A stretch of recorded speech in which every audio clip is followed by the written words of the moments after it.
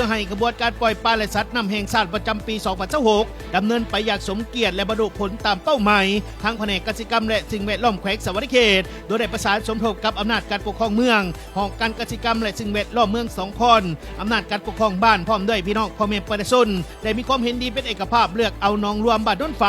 เมือง2 คนแขวงสวรรณเขตเป็นสถานที่ปล่อยปลาและสัตว์น้ำประจำปี 2026 ขึ้นอย่างเป็นทางการในตอนเช้ามื้อนี้วันที่ 12 เดือนกรกฎาคมปี 2026 นี้และสำหรับการก้าเกียมในครั้งนี้ไม่ได้จัดหาลูกปลาจำนวนทั้งหมด 100,000 ตัวประกอบมีปลาปากปลานิลปลากินหญ้าปลาเก็ดแลบและปลาขาวมันนอกจากนั้นก็ยังได้มีการปล่อยนกจำนวน28 ตัวและเต่าอีก27 ตัวเพื่อร่วมกันอนุรักษ์และฟื้นฟูทรัพยากรธรรมชาติให้มีความอุดมสมบูรณ์ยิ่งขึ้นและพิธีดังกล่าวก็ได้รับเกียรติจากพระประธานบุญยังวรจิตอดีตเลขาธิการใหญ่และอดีตประธานประเทศแห่งสาธารณรัฐประชาธิปไตยประชาชนลาวท่านบุญจมอุบลประเสริฐกรรมการศูนย์กลางภาคเลขาพรรคแขวงประธานสภาประชาชนแขวงสวรรณเขตท่านนางดาวรชัยสุเลียนประธานคณะกรรมการปกครองแขวงพร้อมด้วยการนำขันแขวงการนำขันเมืองและการนำขันบ้านรวมถึงบรรดาภาคส่วนที่เกี่ยวข้องและแขกถือเชิญจำนวนหลายได้เข้าร่วมการจัดพิธีปล่อยปลาและสัตว์น้ำแห่งชาติประจำปี 2026 ในครั้งนี้นอกจากจะเป็นการอนุรักษ์และฟื้นฟูทรัพยากรสัตว์น้ำแล้ว